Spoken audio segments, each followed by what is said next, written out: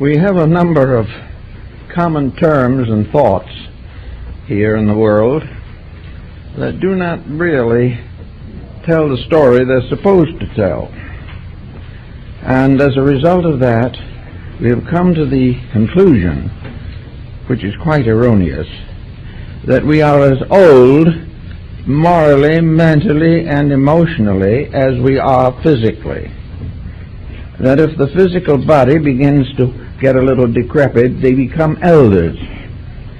And now we have the term maturity, which is generally attributed to a physical condition of retirement, but actually simply stands for integrity, or the adulthood of our minds, emotions, and inner convictions. We term an adult now anyone who is able to vote or drive a car. Actually, this statement is completely erroneous. An adult is a person who lives on the level of a realistic integrity relating to his humanity. We are human beings, and as human beings we are under universal law, and it is our reaction to universal law that determines the degree of adulthood that we have reached. An adult now is a person who is legally permitted to attend X pictures, who is legally entitled to be an alcoholic and to commit all kinds of misdemeanors which children are not allowed to have. So that today a great many younger people are waiting impatiently until they are old enough to commit a variety of delinquencies. Therefore, an adult to us mostly is a person who can do things that are not proper for a younger person to do, and perhaps are beyond the capacity of the elder person. Somewhere in between, we consider ourselves to have the right to think that we are a mature human being. Actually, the term maturity as we use it now is a grand illusion. It has very little to do with value. It has very little to do with the levels upon which human beings function. You notice, of course, that mankind has a certain unique place in the physical environment in which we live. Human beings have the power to question, to ask, and for that matter, to rationalize their own existences. Animals do not do this. Animals are completely governed by group intelligences. They do what their kind is supposed to do. And we have outgrown this. We no longer do the things that our kinds are supposed to do. We break all the rules because we have will and individuality and personal intellectual. We are not anywhere near mature. If a mature person comes along, they're apt to be crucified. They're apt to be disgraced and dishonored, because maturity demands integrity, and integrity is in short supply and even shorter demand. We do not really want to grow up. We want to remain in a world of childlikeness or childishness. We want to live in a world where someone else does our thinking for us, where we are protected in every way possible, where we do as little as we can and gain as much as we are allowed to gain from our efforts. We expect to be supervised, we expect to be protected, catered to, and even come under a benevolent care of an invisible deity. We are not ready to stand on our own feet, do our own thinking, and create appropriate codes for personal conduct. As we notice in a great many television programs that are coming through, particularly on Station 28, there are a great many nature studies. Many of these nature studies are most illuminating and inspiring. Most of all, however, they tell us that these various creatures live under laws, that these laws were not created by them, and they have absolutely no way of amending them. They simply fulfill the problems of survival and perpetuation. They have within themselves a mysterious code which tells them what to do, and some of the things they do are almost unbelievable. We must almost believe that each of these creatures has a tremendous storehouse of individuality, but this is not the case. The bird that builds the extraordinary nest is following impulses, instincts, and attitudes within itself, peculiar to its kind, and it will seldom violate the laws of its kind. Therefore, we say with Aquinas that there are no such things as sinful animals. There are no plants that are delinquent. All of these forms of life are by nature an inherent treasure to creatures of integrity. They do the job they came to do. They live the way they are supposed to live. And they are all gathered together into groups, types, genera, structures, and systems by which they maintain and perpetuate themselves rather well until mankind comes in and spoils things for them.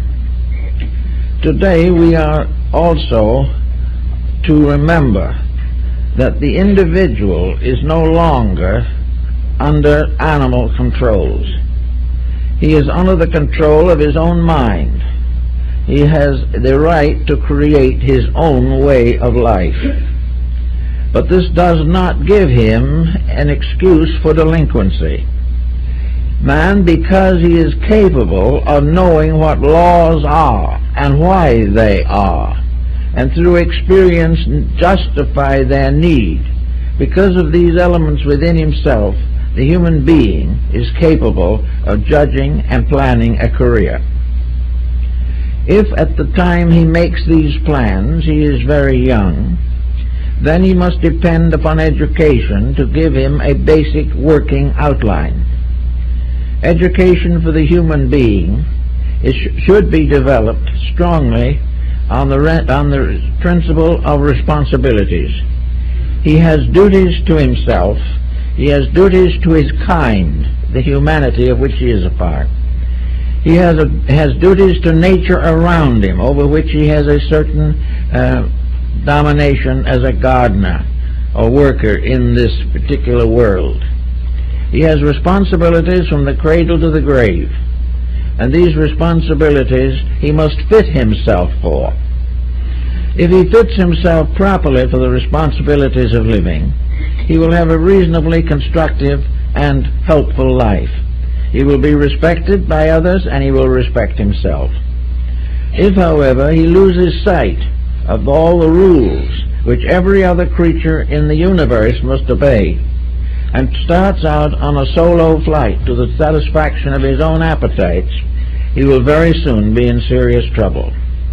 And the more serious the trouble is, the more rapidly it spreads through society. The delinquent individual is not only damaging himself, but he is damaging the entire human race, and for that matter is extending into all the other kingdoms of nature in one way or another. Man today is destroying not only his own way of life, but the very planet on which he is living. Now, universal law also has certain curbs on it. He can go so far, and no further can he go, because after he reaches a certain point, his various conducts become autocorrective. The individual either reaches a point where he understands and mends his ways, or continues as he was and vanishes from this sphere of activity. We see this around us today. We see it in practically every problem that confronts us.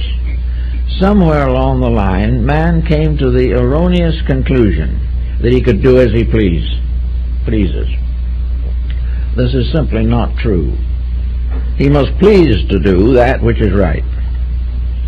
And we see this constantly in human relationships. We see it in the relationships of nations. We watch with very grave anxiety the results of human ambitions that have been allowed to become maniacal, that have become beyond control. All of these things come back to us in the problem of our own maturity. We start out in life comparatively innocent creatures, but let us not deceive ourselves. Within each innocent creature there are potentials. These potentials have to be developed. Life has to be built and unfolded in a reasonable manner.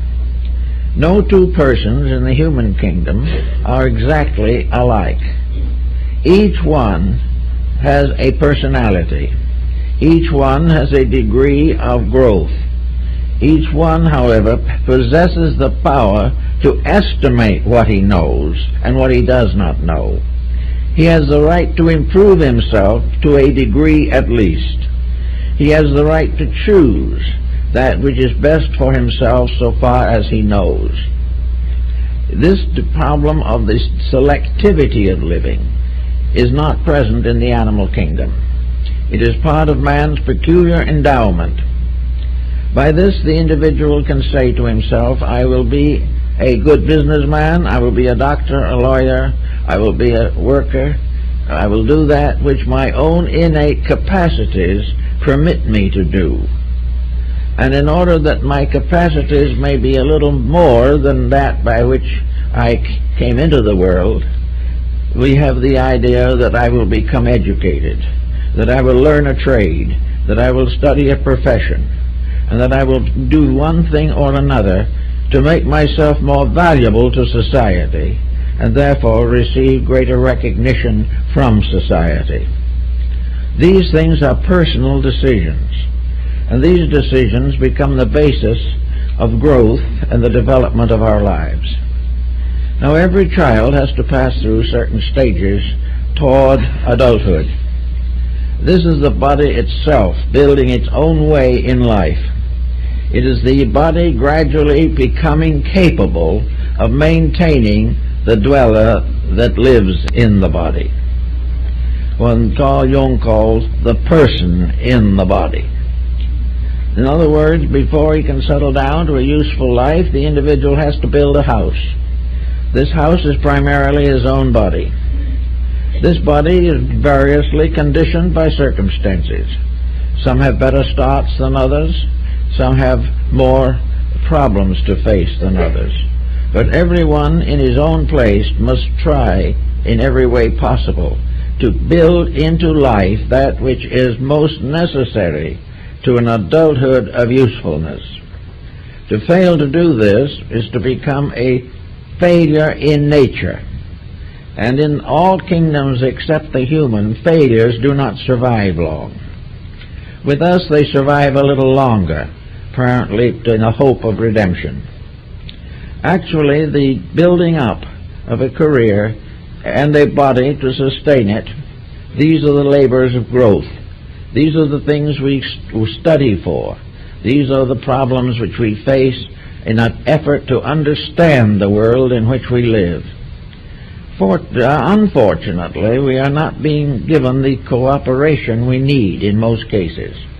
Many families, the parents are completely self-interested, or perhaps very tyrannical and demand absolute equality for themselves, but nothing for the children. This type of thing does damage the young person. Broken homes, various inconsistencies of economics and social conditions, political upheavals, all of these things interfere with the natural growth of the individual. Strangely enough, the animal kingdoms and the plants also have problems. They are subject to all kinds of natural calamities. They are subject to earthquakes and droughts, and tidal waves, cyclones. They are subject to many types of infestations and things of this nature. But the animal kingdom keeps quietly on its way, and it does not change its own conduct to make it easier to live under an unnatural condition. The animal knows only one condition, that in which it lives. Therefore it adapts to it, adjusts to it, and gradually becomes capable of perpetuating it for its own progeny. With the human being, confusion is a more common problem. The human being, with all of his neighbors and associates, constitutes a unit of individualism that is often dramatic and dangerous. The human being does as he pleases, not as he should. He does not worry or consider the effect of his conduct on other people. He feels that he is intended for certain ends, and these ends he will accomplish at all costs. His favorite ends are wealth, power, and fame. These are the things that he really considers to be the great realities. Animals don't seem to suffer from this peculiar absurdity at all. They are not particularly interested in wealth, except to put a few chestnuts away for the winter. The great careerism, which has dominated humanity from the beginning and has given us nearly 8,000 wars in the records of history. This type of thing is unknown outside of our own kingdom. And it is one of the reasons why our kingdom is always staggering along under a tremendous adversity of one kind or another. Now, how are we going to estimate the problem? How are we going to decide what the individual should be and what he should do? Now, to try to face this problem is immediately to bring down upon one's head the wrath of his neighbors. Each person is convinced that everyone else should do what he wants them to do. To differ from him is a mistake. To differ loudly and clearly is anarchy. Each person has a unique correctness in his own thinking. This correctness has nothing to do, actually, with the study of his own inner life. It is simply the decision and determination to accomplish the goals which he has set for himself. The worst part of it all is that most of these goals have to be temporary. The human being's ambitions are very illusional. His career is an illusion, because he can only maintain it for a comparatively short time. So we begin to say, what is the difference between maturity and what we might call growing up? Maturity must be building in something that survives the vicissitudes of age. Age and maturity are not synonymous terms. The elder is not mature. The elder is simply older in years, but he does not necessarily represent a person of greater personal maturity. Maturity, therefore, demands an individual taking hold of his own life and making it significant. Significant of things which are the best that he knows. The other kingdoms have no best and no worst, because they do not know. Man, however, can create his own kind of life. He can create his own kind of civilization, his own kind of empire. He has the right gradually to change things according to his heart's desire. But while he is doing all this, he must realize that he is doing these things under a vast canopy of inevitables. The things that he does that he should not do will not succeed. The things that he neglects to do that he should do are the things that might have succeeded.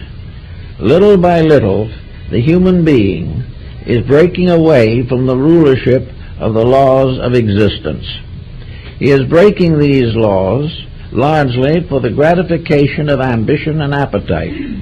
And the more he does this, and the more consistently he continues it, the more miserable he becomes. So I think Confucius, perhaps, and Lao Tzu and Mencius were very wise in certain things. Namely, that the beginning of a good life probably is to realize that we come into this world only part way along a great evolutionary path. We are not on the summit of eternity. We are somewhere in the lower foothills. We are not now ready for that supreme fulfillment that we constantly feel that we're entitled to, even though we've done nothing to earn it. We are not actually as wise as we think we are, and we are not as prepared for decisions as we believe we are. Most people are quite certain that they are being imposed upon by their doctor, their lawyer, and all these various professions that serve them. But they do not realize that they are imposing upon themselves, and that the very traits that they resent in others are in themselves also, and will be there until they're weeded out. We have to begin to think in terms of what the difference is between human beings and members of lower kingdoms. The members of lower kingdoms live within a universal protection, in which the fact that they are small children, in a sense, permits them to receive continual guidance from a power that is never able to fail because of its innate integrity. Therefore, all these lower kingdoms are small children who must gradually grow up through one degree after another of growth and unfoldment. But this growth and unfoldment is guarded and protected by laws which these creatures cannot break, and which they have no instinct to break. There is no particular ambition in an animal except to protect the small area which is its field of activity. It has to protect its own region, its own family, because in so doing he protects the continuation of his own particular lifeline. This problem of territory has been gradually unfolded in the case of humanity until the world becomes a territory and is at the disposal of anyone who can conquer it. Therefore, to us, territory is not to protect our own, but to fulfill our ambitions, aggravate our various emotions, and develop great financial resources. We take territory to enslave it. The animal takes no such attitude. He uses the natural resources as they are. He only sets aside for himself that which is sufficient for the needs of his own immediate brood. Thus there is a great difference in these points. Animals, birds, and fish, and flowers, trees, all have strange integrities because they are fulfilling the purpose for which they were fashioned. This brings us to the question that man alone tries to answer. What is the purpose for which we were created? Why are we here? What are we supposed to do? How are we supposed to span these years that make up our physical embodiment? We look around us and we hold something that should temper us but does not. And that is, of all creatures, we are the only ones that know we are impermanent. Other creatures have no realization of the future. They only have the case of survival until something destroys them. And in the animal kingdom, the very young and the very old have to pay the penalties of inevitables. But the human being has now developed an attitude that is quite different from this. He is also under the same laws. He cannot survive, but he is going to change what he does while he is here and make it serve him to the fulfillment of every ambition and appetite that he can cause to arise within himself. Therefore, the human being is not trying to be mature. He is trying to be old enough to make mistakes. And with some exceptions, he does pretty well at it. He does make many, many mistakes. But the problem of trying to outgrow the mistakes is the problem of growing up. We have to gradually learn from the things that happen to us. We have to learn from experience, which the animal cannot do. He learns entirely by instinct, but not by conscious experience. With us, we have the right to perform a variety of actions measure the results, and create a pattern suitable for the extension of our own probabilities. We have the right to plan a future that will give us the greatest security, the greatest growth, the greatest unfoldment of our own internal potential, and enable us to make the greatest possible donation to the common good. Now, these are about all the things that are worthwhile doing, and yet these are not the things that the average person is doing. Now, this problem of responsibility does not interfere with personal happiness or well-being. Man is capable of being happy. It's very unlikely that animals have any great sense of unhappiness or happiness. Some of them probably have a contentment when they are able to have sufficient food and their little families and broods are in good order. Man, however, has a capacity not only to organize his life, but to be happy in many of the things that he can do. But he must also measure happiness. What does it take to make him happy? If happiness demands that he injures others, then he is in serious trouble. If happiness means that he must waste his own potential and lose health and mental and emotional integrities, then he is wrong.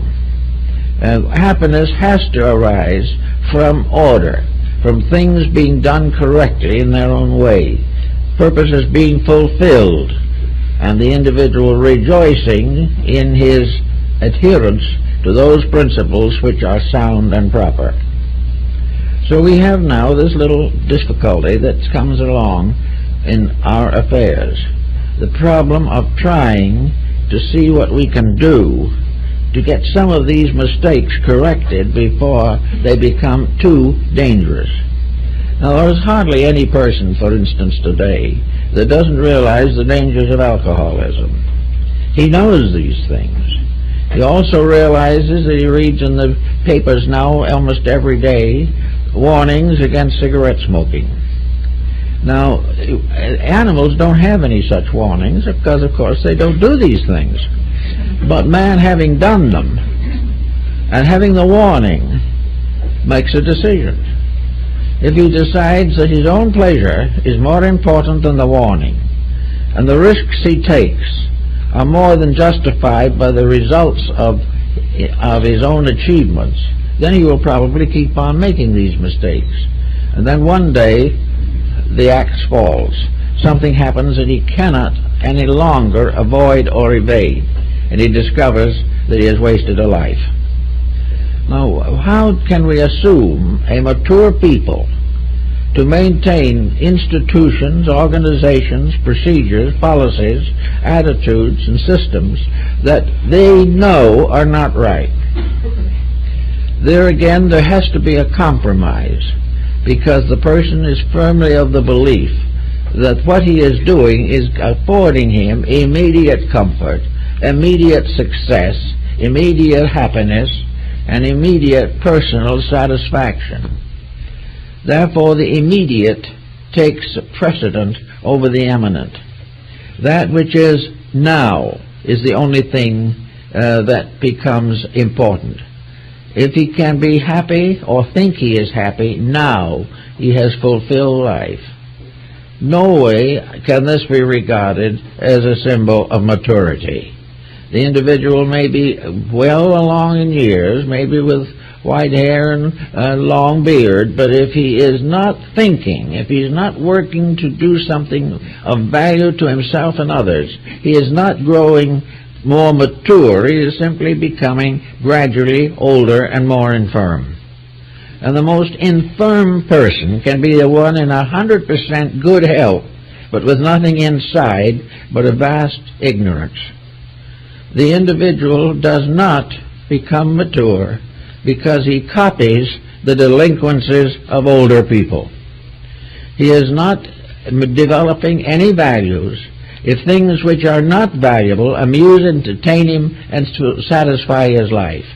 This doesn't mean he has to go around with a long face, nor does he have to wander about in a state of constant overwhelmed responsibility.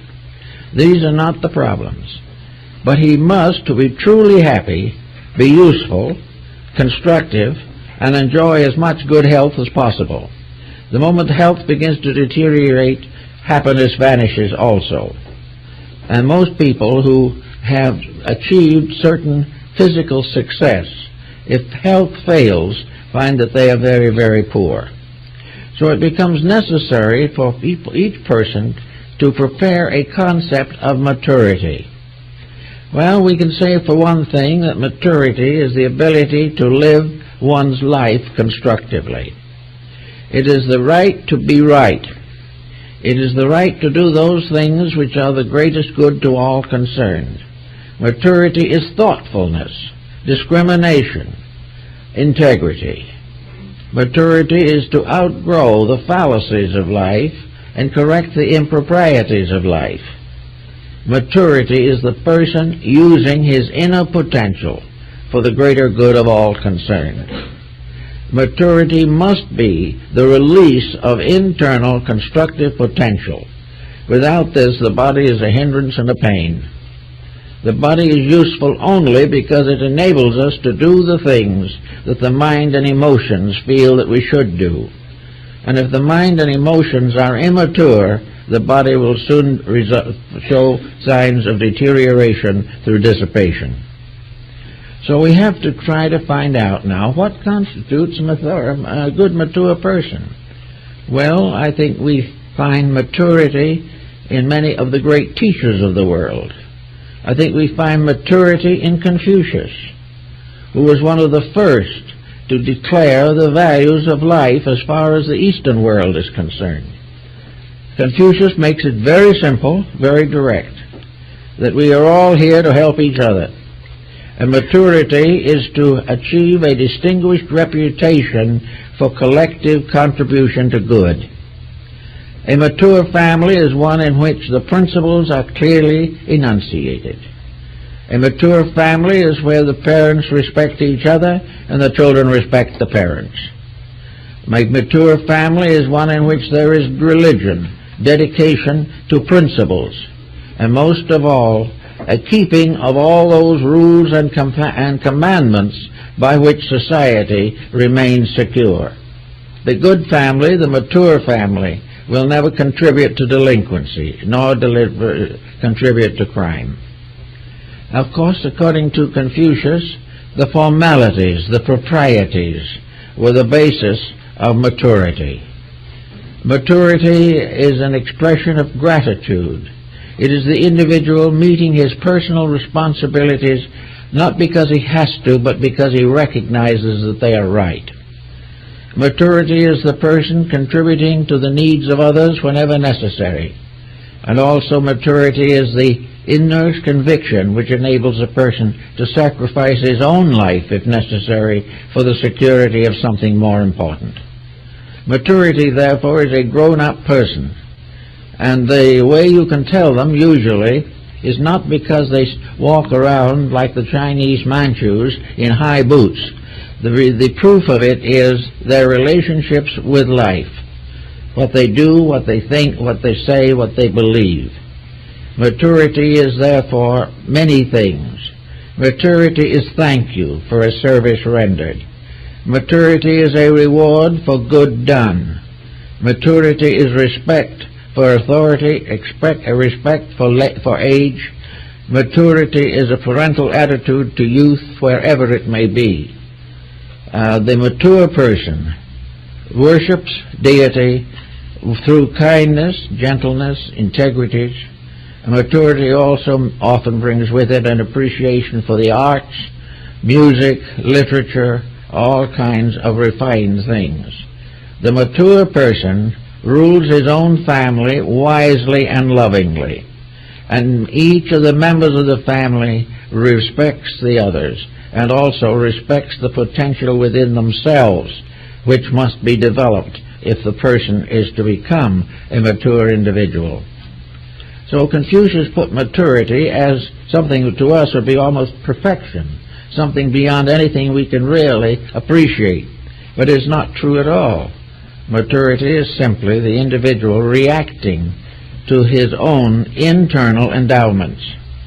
Maturity is the use of the mind constructively, the use of the emotions constructively, and the care of the body with discipline, or at least with consideration. Therefore, a mature person does not make common mistakes. They do not have bad dispositions. They are not confirmed warriors. They are not jealous of each other. They are not contentious in their attitudes. They do not create riots. They are not given to crime. They do not attempt to take what they have not earned. And when they work, they do an honest day's work. These things make maturity.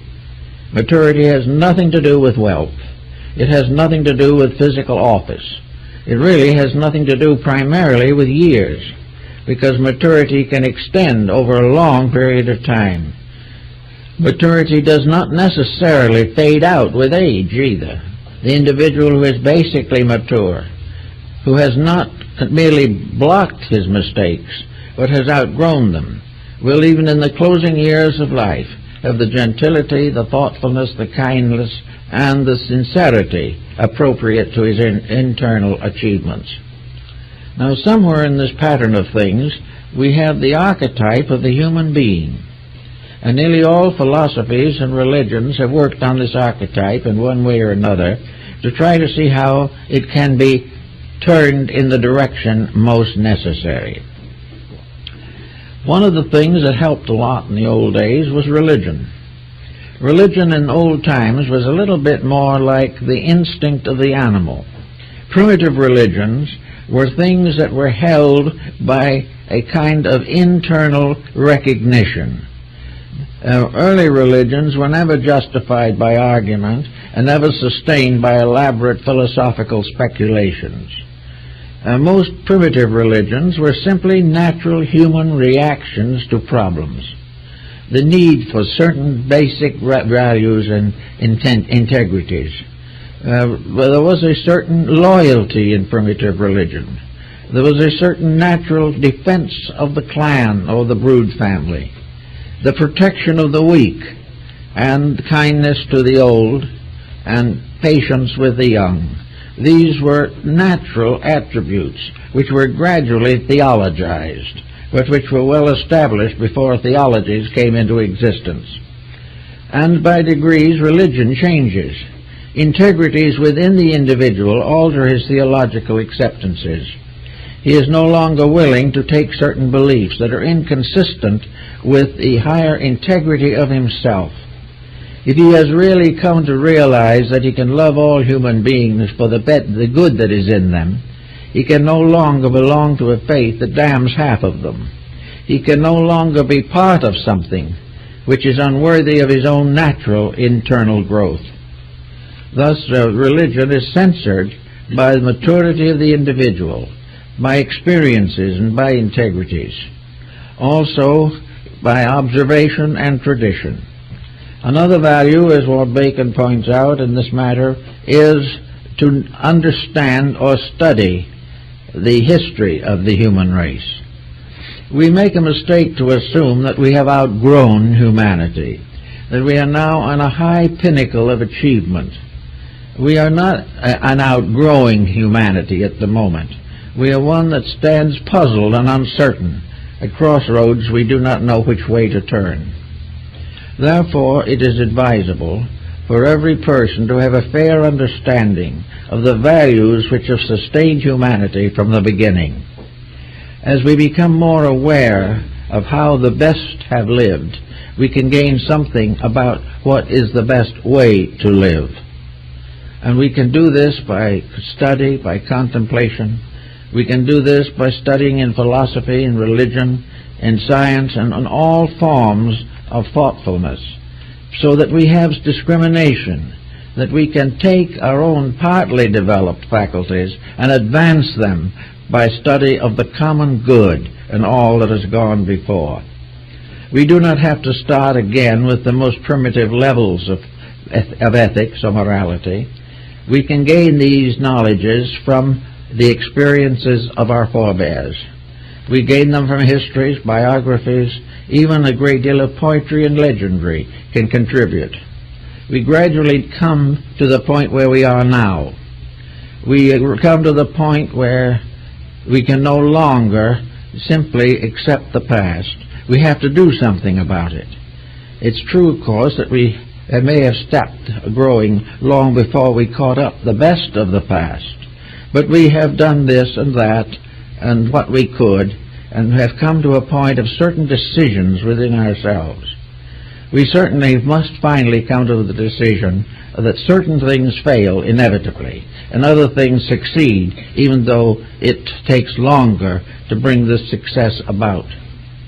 Having decided a little bit about this problem of integrities, we can consider, for instance, the religious life of our present time. Every day there's someone comes along with a new revelation of one kind or another. We don't know what to do about it. We have no way of judging whether these people are correct or not. We do not know whether this book is the greatest thing in the modern world or whether it is someone's aberration. We have no way of knowing unless we have a pattern of integrities inside ourselves. If we start on the assumption that we believe everything we hear, we will soon be in trouble. If we reject everything we hear, we may also be in trouble.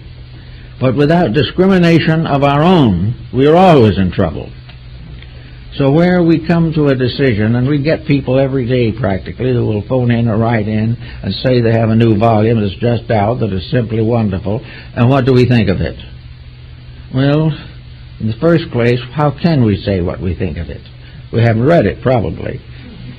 But in any event, the point is, they shouldn't be phoning in. If they don't know whether it is good or not, there is something lacking in those instincts which even animals have, the recognition of realities. If they find in a book various efforts to escape responsibility, if it is filled with promises that cannot be fulfilled, if it is constantly luring the person to further physical securities, advantages, or opulence, then there is every reason to feel that it is simply contributing to the misery of mankind. We must have some basic integrity in ourselves before we can even read a new book safely. We have to have principle. We have to have some kind of a firm belief in values, or we cannot estimate the values of other people. When we review books, or when various people interpret them, this is usually a very unfortunate experience, because we do not know the book, we probably do not know the reviewer, and the reviewer himself may not know what he's talking about. The result is a great success economically, but a miserable failure ethically. So we have to have in ourselves certain basic standards that we will not compromise. One of these standards is to avoid anything that promises great rewards for small efforts. To be rewarded for doing nothing, or to have your various mistakes nullified without self-improvement. These things begin to make problems, and sincere people seek to avoid them. We want to know more of that which is real. We want to know more that will contribute to the enlightenment of ourselves and the improvement of society. We want things that help us to grow, to become mature persons. And maturity never seeks evasions or avoidances. Mature persons never look for shortcuts. They do not believe in rewards they have not earned. And they are very cautious in the development of those extrasensory perceptions which can be so easily distorted and fabricated. So the person himself has to have a certain amount of maturity, or he can't go any further. He cannot make the next step unless he knows what he has already accomplished. He must make one step at a time, but he must have stepped from one secure position to another, or else he will drift into some kind of a quicksand. The problem then with each person, if he is not yet completely aware of values, he must accept maturity as a natural instinct to learn. He must want to know. He mustn't be sitting back complacently believing that he knows more than anyone else. The beginning of maturity is the desire to improve, and therefore to use all legitimate means to find out how to improve. And nearly always the best sources of information come from those whose careers and whose achievements over periods of ages have earned the respect, confidence, and belief of mankind. Tremendous importance of the Ten Commandments is a really important discovery. It can take the place of a vast amount of literature. If we want to accept the Sermon on the Mount, or maybe one of the Pauline epistles, and find in it a statement of conviction and policy, very simply put in words. Most of the great scriptures of the world were written with words of one or two syllables alone. But the integrity is the thing we're looking for. And we generally turn from that to something exciting, something dramatic, something that stimulates the wrong emotions. All great wisdom quiets emotions. It does not destroy them. It makes them quiet, peaceful, and useful at all periods of life. So the feelings of all kinds contribute to growth.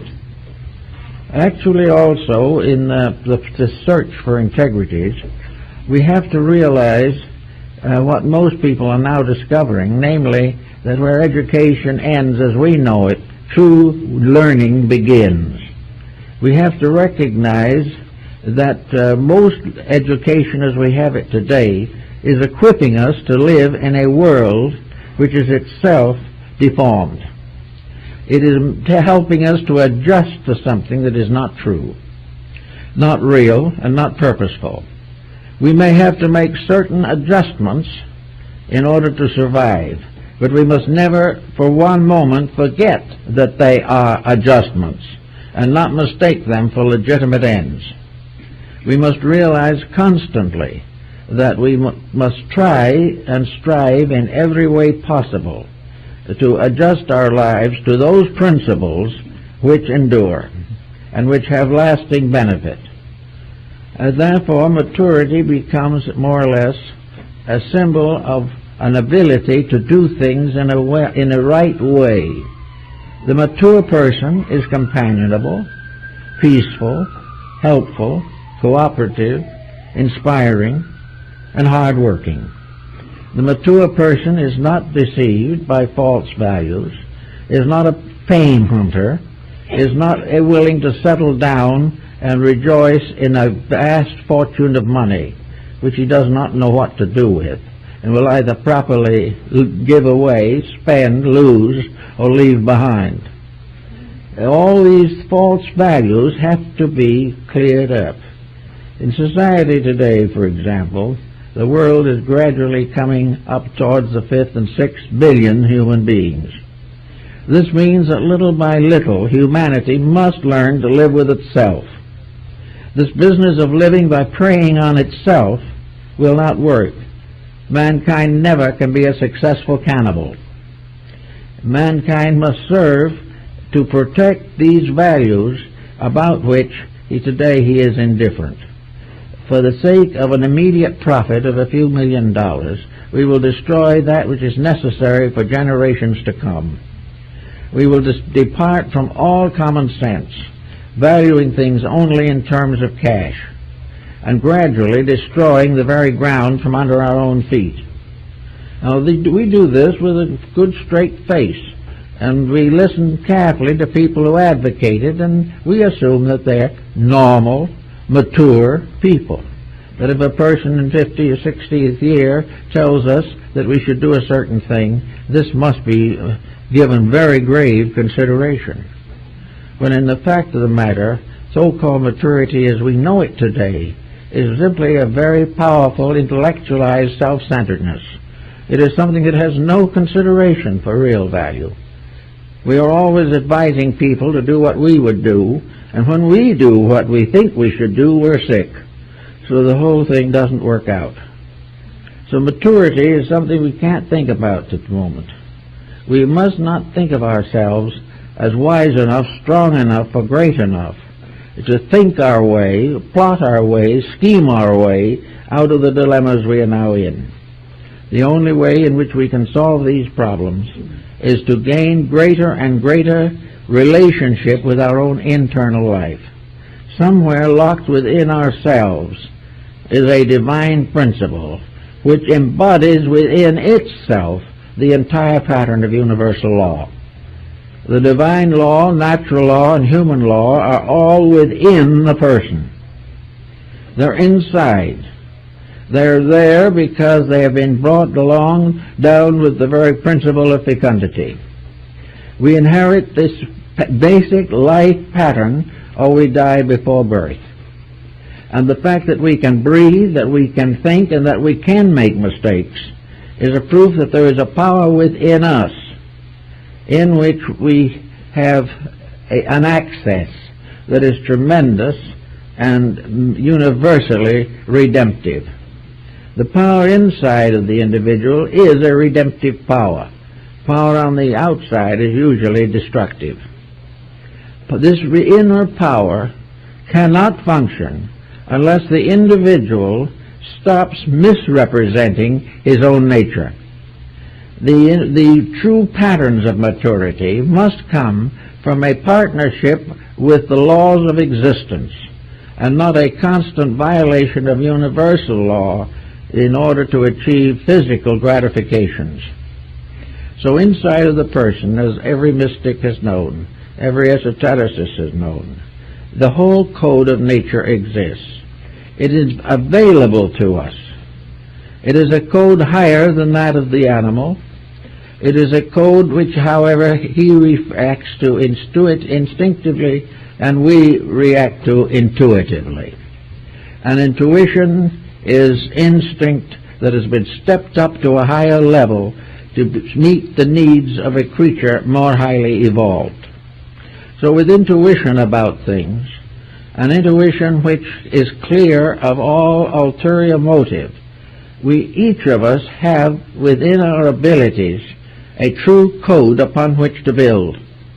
There is inside of us the very laws that we are seeking on the outside. We have spaceships going off to planets. We are doing all kinds of things to break and split atoms and so forth. But the great scientists, the great sciences of existence, arise from the intuitive inward recognition of divine purpose. The individual matures when the reality in himself comes through. He matures not when his mind takes over and makes a despot out of him. He is mature when his soul takes over and makes a liberator out of him. He becomes a great person when the divine greatness moves through him. He remains a tiny person when he tries to be great without enlightenment. So all these things must be all considered in one way or another in order to reach what we might call a grown-up state. And Lord knows we need it now. We cannot keep on being eternal children. If we are going to be children, and there's a way of doing that that is very interesting also, if we're going to be children, we must be childlike. This was the secret that Mencius learned from his mother, namely that childlikeness is simplicity. It is faith, it is trust. And strange as it seems, very often this trust in another also corrects the other person. If some child trusts us, we are going to try to be worthy of that trust. Therefore, childlikeness makes a world in which people are inspired to keep the ideals and beauties and truths of each other. But childhood in the ordinary sense is simply ignorance. Now, somewhere between ignorance and wisdom we are existing today. And we are looking around to try to figure out how we're going to legislate out of these problems. We're going to try to figure some way to balance the world's budget. We're going to try some way to get rid of a nuclear armament. But we're doing it all through appealing to the exterior part of the individual. We are trying to tell him that he'll kill himself if he doesn't do something about armament. This is true, but is not the basis of a correction. We are assured that if we don't do certain things, our economy is going to collapse. Well, if we do certain things we're doing now, it will collapse. There's no way of preventing it. All of these outward things have to be moved, directed, inspired, and sustained by inner convictions. The reform that we are looking for must be that to realize that every human being that comes into this world has a fight on its hands. It must struggle between self-interest and universal good. Every person that comes into this world, seemingly, is to a measure at least self-centered. They want what they want, and they want to live in a world in which their attitudes and beliefs can be fulfilled. But they come into the world without a sense of responsibility. They do not realize that they cannot do certain things without endangering their own survival. Animals don't know this because actually, except for man, their survival is not endangered in their natural state. They will survive because of the fact that they cannot go against law. They have no way to go. They have no mind to tell them what to do that isn't lawful, or how to escape the natural problems of existence. Man has developed these as additional values. They have been given to him that he might be the creature that becomes self-governing, self-ruling, and self-dedicating. It is the hope of the powers of nature that man will become a faithful shepherd in the garden that the Lord has given him, that man will become an instrument for the fulfillment of the divine plan in nature, and that he will become the Lord over all animals and creatures, over planets and worlds, but in this rulership will be forever obedient and completely dedicated to the divine purpose. This type of thing we have to work with some way at this time. I think we shall have to get over the idea that we're going to be able to vote these things into existence. Individuals who have never made any effort to change their own nature are voting to have governments change theirs. And yet when someone comes along that might do it, that will interfere with selfishness, they will turn on him. There is no way in which you can correct a human being successfully from the outside. There is no way in which you can free him from the consequences of his own outside actions. But all outsides are governed from the inside. Therefore, the great government, the universal government, the divine government, is communicated through the individual and not to him. It is his own experience rising up. It is the mellowing result of life and living. It is the inevitable conclusion that comes through the experience and the practice of the various processes of existence. Man can come together not by having identical attitudes or the same governments or the same arts and sciences, but by the same integrities. For the basic integrities are what create governments, what create laws, create sciences and arts.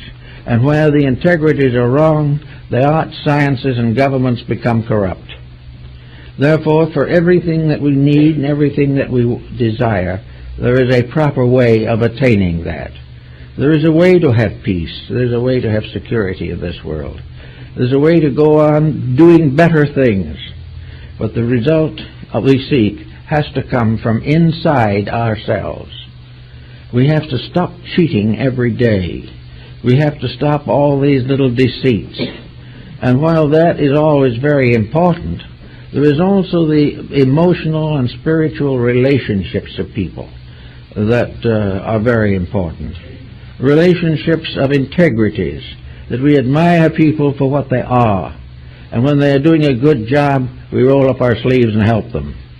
All of the cooperating emergencies that arise can be handled by thoughtful people. Little by little, we can lift the problems of poverty. We can lift all these different racial and other situations that are dangerous, but only when the one life in all of us is allowed to shine out. We are one life, and why everything we do should be divided so that this life is forever turning on itself in destruction and anger. This is something that human beings themselves must face. Now, education helps, but there's something else beside that. We have to find some way of getting at this internal. For it is this internal which, releasing itself or being released, brings with it maturity. There is no maturity until the best in us governs the rest of us. Until that day, we are perpetual adolescents. There is no way in which we can solve any problem unless we can be higher in our values than the problem. We must be better than the need, or we cannot solve it.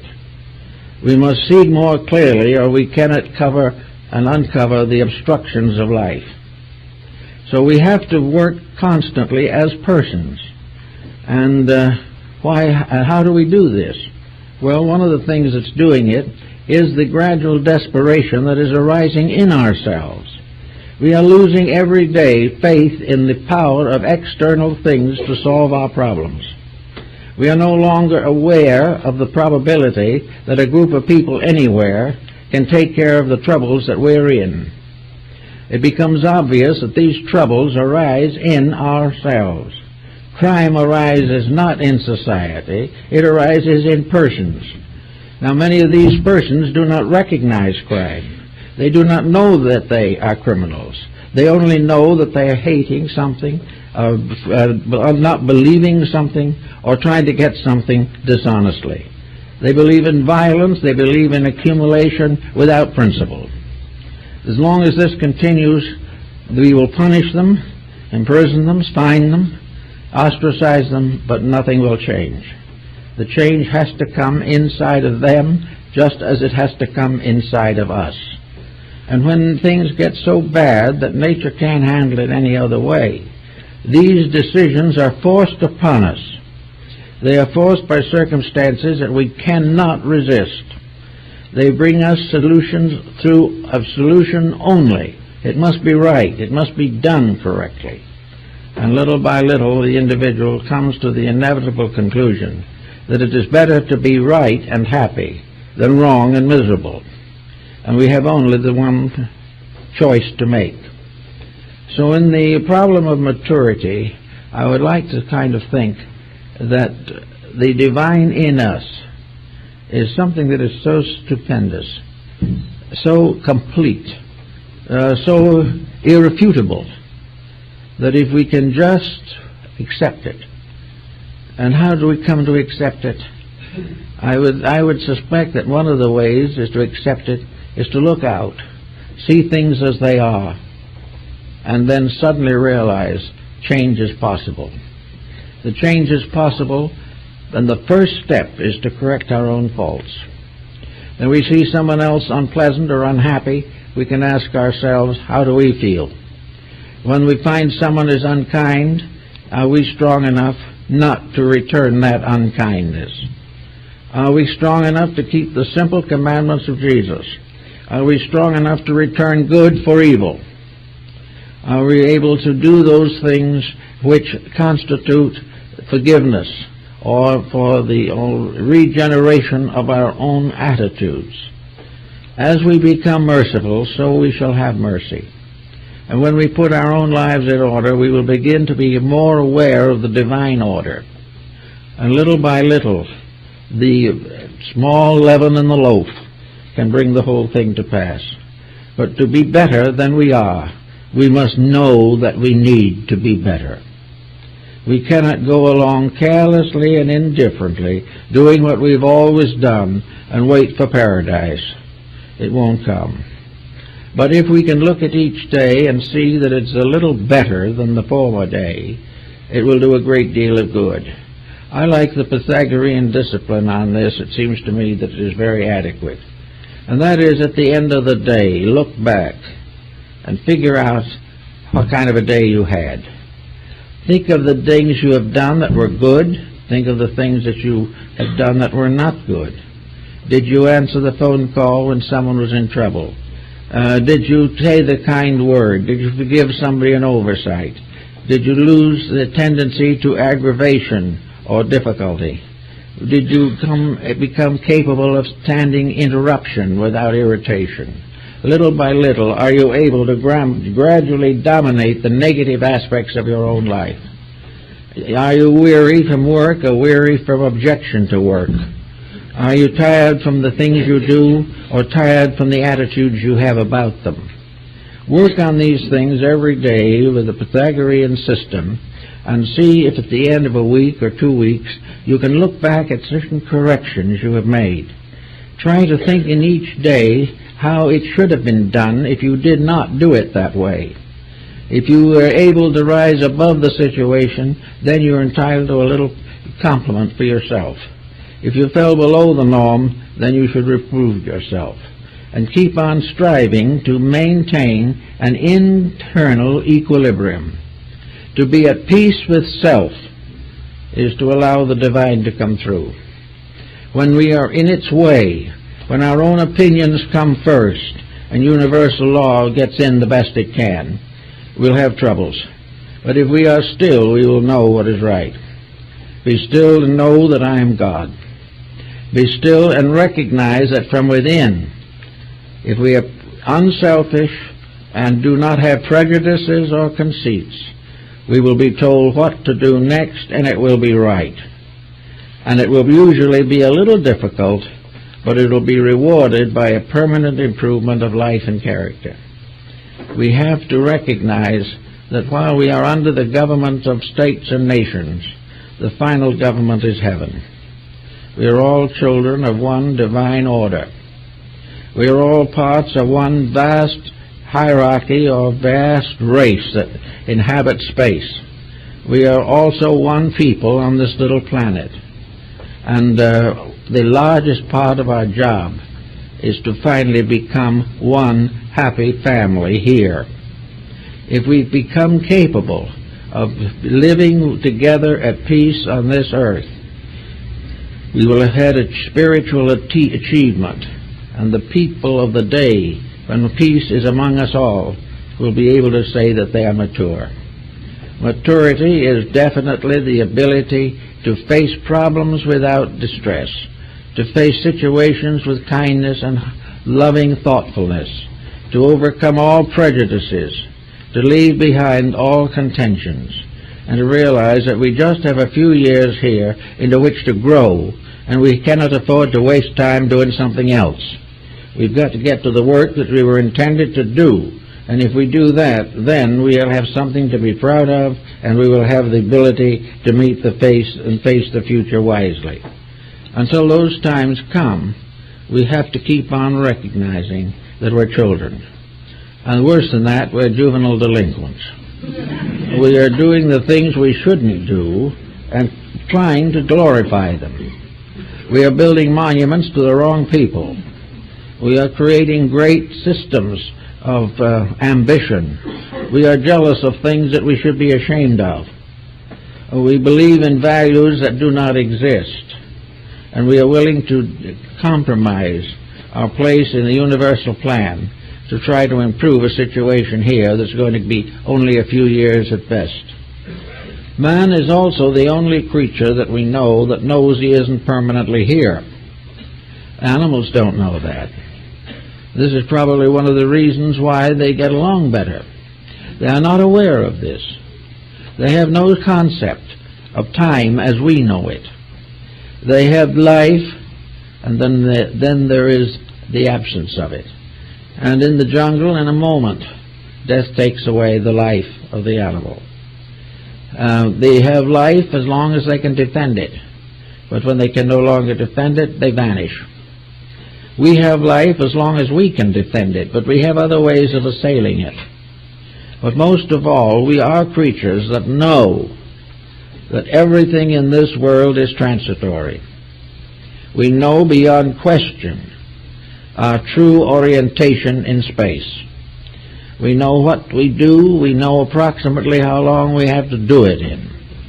We know why we're here if we do a little thinking, and we certainly know that we have to pass through experiences and then quietly depart. Now, as we have no permanence, everything that we now call ambition and fame is exceedingly transitory. It may be nice to be respected in your own time, but it is not worthwhile to be respected as the dictator does by bringing death to millions of people. We may be a little bit proud of having a successful business, but this does not entitle us to the satisfaction of knowing that we are living well for the good of others. Selfishness, in other words, has no future. Selfishness is a mortal thing. Every possession we have is going to leave us. If we possess people, they are going to leave. If we possess things, they will either be taken away or disintegrate of themselves. If we build great careers, we have 15, 20 years of leadership and then obsolescence. We are in the same condition as the Hoover's vacuum machine and the Bristol's rug carpet cleaner. It wears until it wears out, and then we have to get another one. Everything that we have is perishable, except that which is the source of ourselves. Down inside of the thing that we know as ourselves is something that is not transitory. It is the life that has descended. It didn't begin with us. It has always been. It's the light of the sun. It's the light of the stars and of space. It is the energy that thrills the atoms. It is one indivisible, eternal life. The service of that life is the only thing that is important. And we owe that life everything that we are. And it owes us nothing unless we earn it. Life, therefore, has placed us in the presence of an eternal problem in order that we may master that problem, that we shall become worthy of the heritage, that we shall become good and faithful servants of the divine plan of things.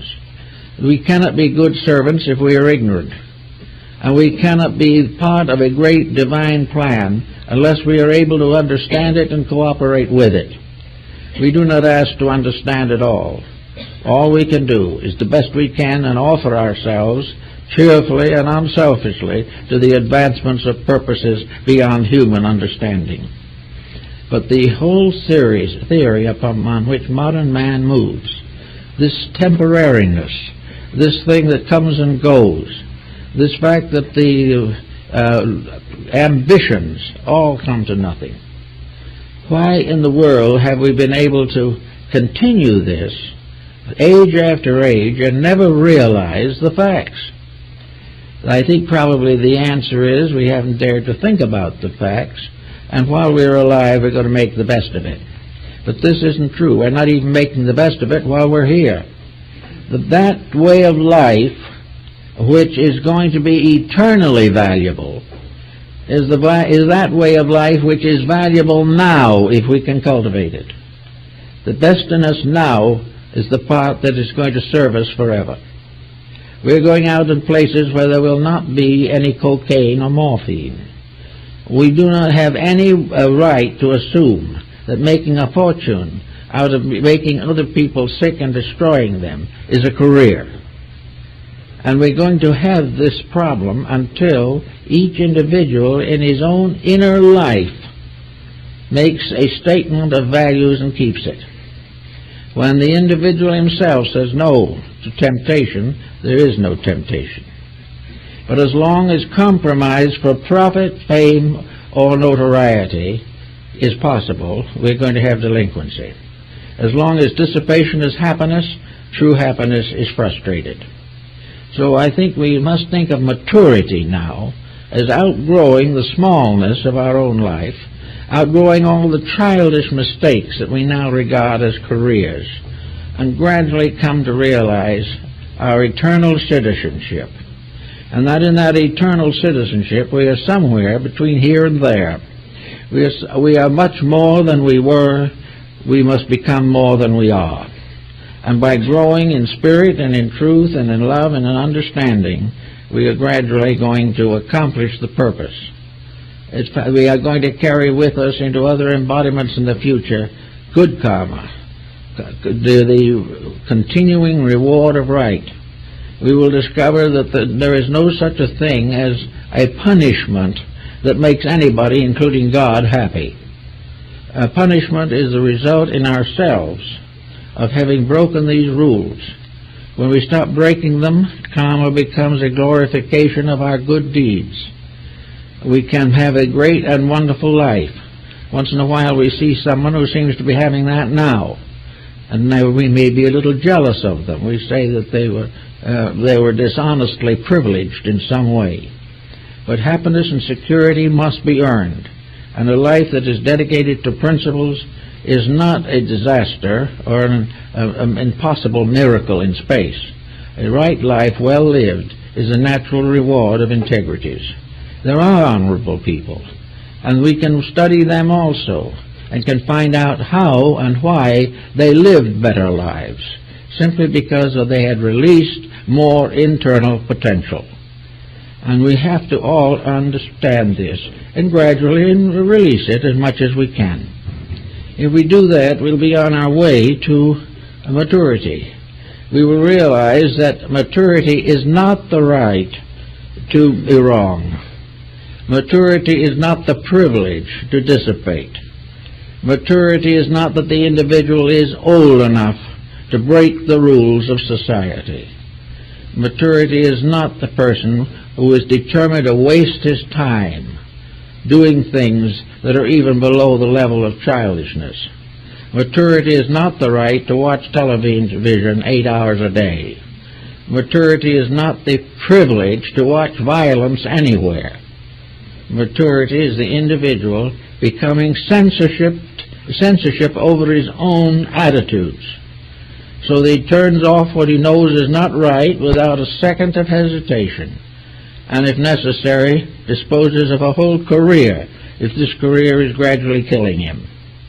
Little by little, we're going to make some good changes in life and do things that are right, and then we'll be mature. Instead of that, it's simply perpetual adolescence. It's the individual who will not grow up because he does not want the burdens of right living. He wants to do just as he pleases and have a happy life. But unless his pleasing is in harmony with the divine purpose, he is not going to have a happy life. It's up to each person to make a distinct effort to correct in himself those evils which he sees in society around him and which he thinks are endangering the survival of his civilization. Civilization will go on. We will in due time make the corrections, but we are doing it the hard way. We should be doing these things of our own free will. They're being forced upon us by disaster. We can change it, however, for when we begin to do it right, things will fall into place, and we'll find this much more pleasant world than we ever thought it was. We can all grow up, and in growing up, we do not grow old. It is not a sign of maturity that we are aged. The most active, wonderful, and resilient people in the world are those who have maybe reached considerable age and yet are still living, thinking, dreaming, hoping, building. And when the time comes to go, as one of them said, this is the experience I've been waiting for. This is the only thing that is left necessary to me to prove the eternity of the plan. Whatever we go to, as Socrates said, we go to silence or we go to instruction. And whichever it is, we are content. But we have to earn the right to live well here and to die with a good hope. Until we do these adjustments and think these things through, we have no right to regard ourselves as grown up. We are just more or less prodigies, infants with prodigious minds in some direction, but very short on integrities. Until this thing is corrected, we're going to be in about the same condition we are now. And as we don't want to do anything like that, we want to get better. We might as well start right away and save time and energy. Well, I guess that's it.